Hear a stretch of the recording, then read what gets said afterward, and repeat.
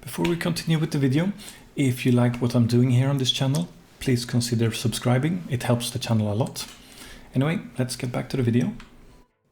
So in this case, we're using Unreal Engine version 5.03 and we have a third-person template here. And let's just quickly set it up for enhanced input. So we go to our plugins.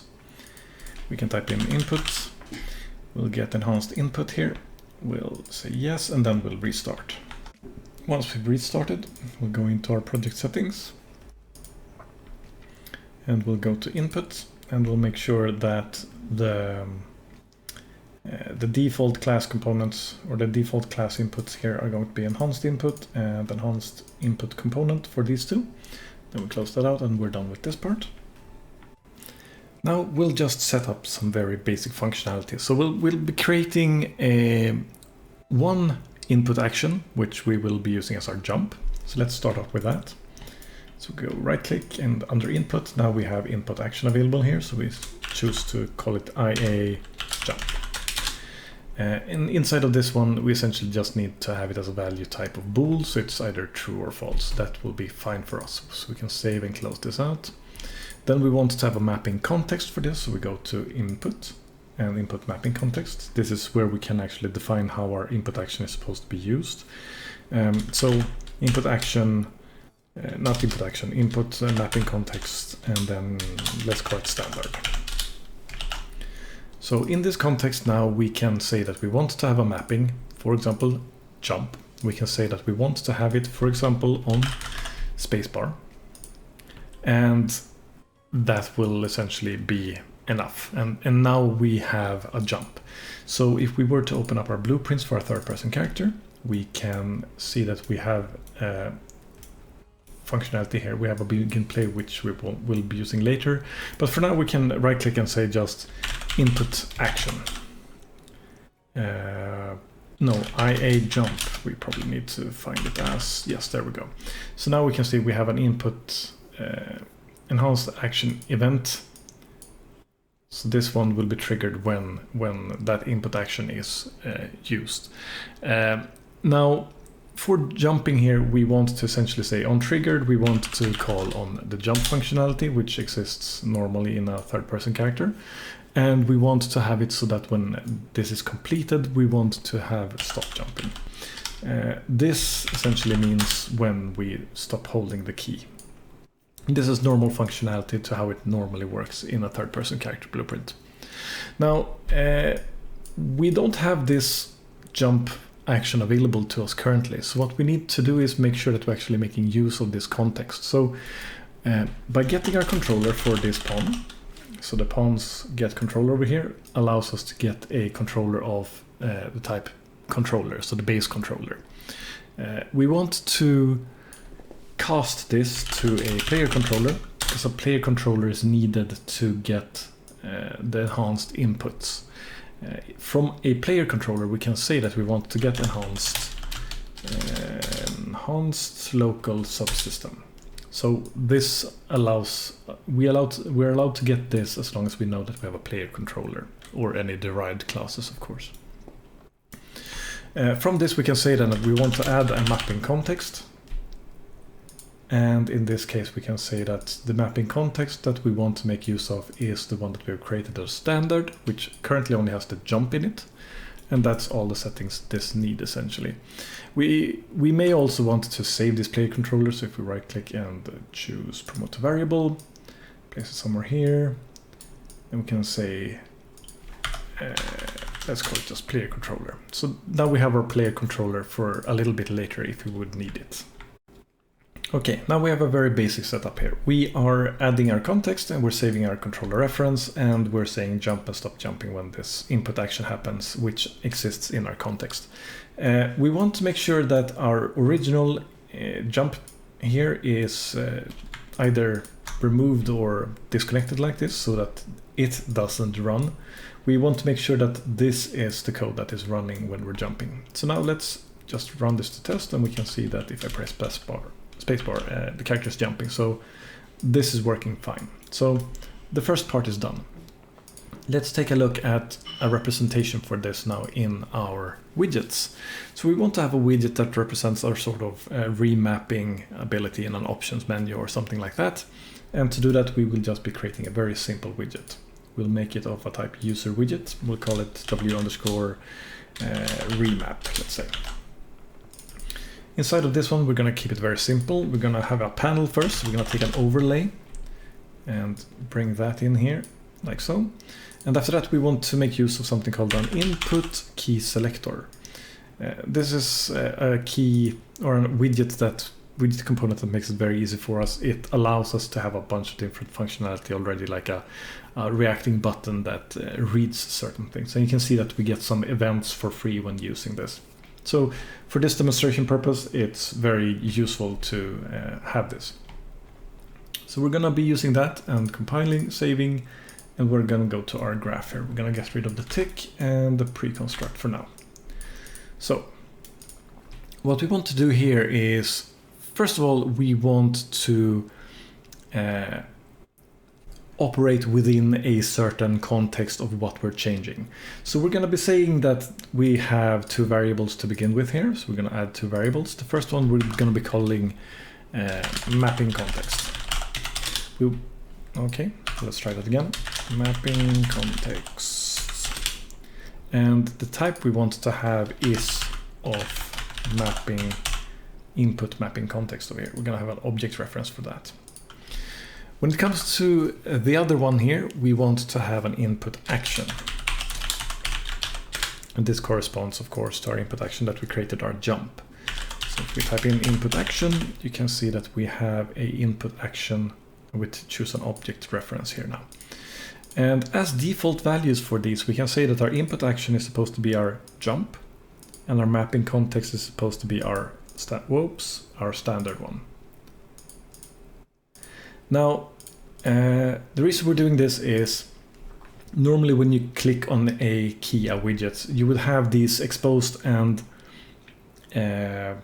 so each different. If you imagine something like Call of Duty, Battlefield, or something like that, they have different areas where you can configure different key bindings, like your keys on foot, your keys in a vehicle, your keys while you're flying a helicopter, for example. So in those cases, the mapping context will be sort of the grouping where those things could exist. And your input action here in this case would represent one of the things that it would do. For example, when you press spacebar, you will be doing the input action for jumping. So this widget will now represent one of these remappings in one such list, essentially. So that's why for mapping context, we will have our standard, and for input action will be jump, so that this widget knows that these are the things that I operate within. So to start off with, we're going to take our mapping context. And from this, we can get something called mappings. Now, this here is an array, and this array here is an array of enhanced action key mapping structures. Because you are able to have multiple ones in one mapping context. We currently only have one, but it is possible that there are multiples, of course, because like you would have multiple inputs for driving the helicopter. But we will be going through all of these because we simply do not know for sure how many we have, like so. And what we essentially want to do here is we want to take the element of one of these and we want to break it. That way we can see what it contains. So we can see that this is the information it has, and it corresponds to an action mapping with a context when it comes to the triggers and extra modifiers and such things. In this case, we're keeping it simple. We're just after the input action here, or the action as it's called. We just want to compare this one. And we want to say, because we're operating within a context, remember, but we're only wanting to change one specific input action, and this is the jump in this case. So we want to make sure that this is the one in this mapping that we are actually trying to change something with. So that's what we're doing first. We're just going to filter out all the uninteresting mappings that are not matching this specific key here. Then what we want to do is we want to display on our key selector over here what key that is, to set a like a start scenario, right? So we'll get the input key selector and we'll say set selected key, and this will essentially set it to be whatever key that we're after. And how to get that information, we can get it from this key structure over here. This key structure, if we do something like this, if we drag from the selected key here and you choose make input chord, you can see that this is the type that this specific widget here is expecting. And it's expecting a key and shift and some other things if you want to have that along here. In this case, we have a key which corresponds to this key over here. So now we have that. And we don't need to fill in the other things in this example because we're not making use of it. But that's essentially it when it comes to that. But we may want to save this key also for later. So we'll just do something like this, promote to a variable. And after we are done here, we're going to be saying that once we have found whatever key that is matching here in our current mapping context, this will be our current key. So now we have started off essentially saying when this widget is constructed, we check what is the key set to at the start, make sure to display that for the player. So let's create some functionality to check this out. We go to our character and we'll create a, let's say, keyboard key for O maybe, or I, something options, inventory, I don't know. You can choose any key here. I'm gonna choose, I'll choose I think. Like so. So on the I key here, we want to essentially display our widget that we have. So we have our player controller and we can say that we want to create a widget.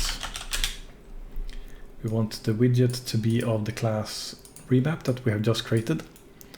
And after that we want to add it to the viewport so it can be seen by the player. Like so. In addition to that, we may also want to do something like set input mode game and UI, like so. And that should probably be enough for our test, at least here. So if we go and start now, we can see we have our character, we're jumping around on space, we press I, and we get this little key input selector over here, and we can see that it says spacebar, which is what we have set as our input action. So if we were to change this in our context here to say that instead of spacebar, we want to have the tab key, and we press play, you can see now when I press I that it says the tab key over here. So everything is working fine in that regard now. So going back to our widget again, let's expand upon this further. So now we want to have the functionality of having the key selector drive our ability to change what key is mapped. So the first step is we're gonna go to our input key selector over here, and we're gonna say on is key changed. Now this event over here is an event that runs before this other event on key selected. This is not ideal, but for demonstration purposes this will be fine. Essentially what we're saying here is if the key is getting pressed, we're essentially saying we want to remap the key. So what we'll do is we'll create a variable and we'll call this listen for remap or something like that, and make sure that it's a boolean. And we'll just say that once this happens, we are actively listening for a remap. Because now then on key selected, click over here, this event will run whenever we press a key. So if this has happened, then when this has happened, when this is happening after this has happened, we are ready to process the key as our new remap, essentially, our rebinding of the key. So we'll drag out our boolean here and we'll have a branch, and we'll say that depending on if this is true, then we want to do something about this. Now we also want to set this back to false afterwards to make sure that it's changing, so we don't automatically like are able to rebind multiple times. So we're only allowed to do this once, and after this we have our logic. Now what we get here is not exactly what we're needing for our input action, but instead if we break the code here, you can see that it's like what we had when we created it over here. The key is essentially what we're after.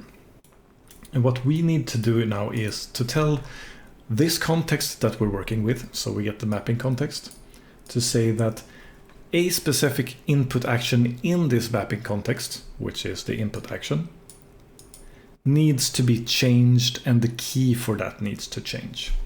So calling mapping context here now and typing in unmap key, you can see that we have the ability to do so. So it takes a context as a target, it takes an input action as its effector, and then it wants to know what is the key that it's now supposed to no longer be associated with. Because this is an unmapping, which means we will be removing it. So we will not be using this key, because this is the new key. Our old key is going to be the one that we saved before as our current key, like so. Now, doing this is, if we go and try it out, actually let's do that later. What we after that want to do is essentially say, this is no longer a key we want to listen for jumping, what other key do we want to have? So we want to have all of these again, and we want to say from the mapping context, map key. And this works exactly the same way. So for a specific context, for a specific input action, what is the key that we want to have associated with it? And that's going to be our new key that we have just detected over here. So now we have unmapped it, we have remapped it, and we might want to also save the current key so that we have that kept track of over here as well, like so. Now we only set the key and the input key selector over here in the beginning. After that we don't actually need to do it, because this specific widget will update itself. What will be important is now in this case just that the functionality works. So let's give this a try. So if we go and start and I press tab, it jumps. If I press space, nothing happens. We open up our little rebinder, we click on it and we press the spacebar, let's say. Now we can say that see that it's updated the spacebar. Again, nothing we did, it's part of the action of the functionality of the widget. If we press tab now, nothing happens. If we press spacebar, we jump.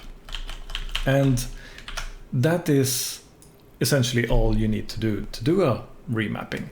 Now, there are some things to keep in mind regarding this. One thing is, if you remember, we started off with tab as our input action, and we changed it to space. This has actually now gone into our context and changed that to space. So this is actually persistent for the contexts that you're changing. So if we were to go in and let's say we were to not actually map a new key and play again, you can see we start off with spacebar and now we press T. Even though this widget shows T, we cannot jump on T because we have not actually set it up as our new key. And if we go into our context now, you can see that our mapping is completely gone now, because there were no longer any input action associated with this, because we only unmapped it, we never mapped it again. So that's something to keep in mind. However, and here is something you can help me with possibly, if you know the answer to this. This only stays persistent within the editor. If you were to package this game and change the keys like this, it will not be kept persistent. Unlike the normal inputs where you can actually go in and use the, I think it's save input mappings or something like that. I have not found a proper way to have this saved in a packaged game and have it be consistent and persistent through gaming sessions. So if you know that answer, feel free to let me know in the description of how to do that. Anyway, that's all for now. I hope this was useful. Take care. Hopefully you found this video helpful. If you liked the video, leave a like. If you did not like it, leave a dislike. Leave any suggestions or comments you have down below. Subscribe and share this video if you want to see more like it in the future. That is all for now. Keep on learning. Take care.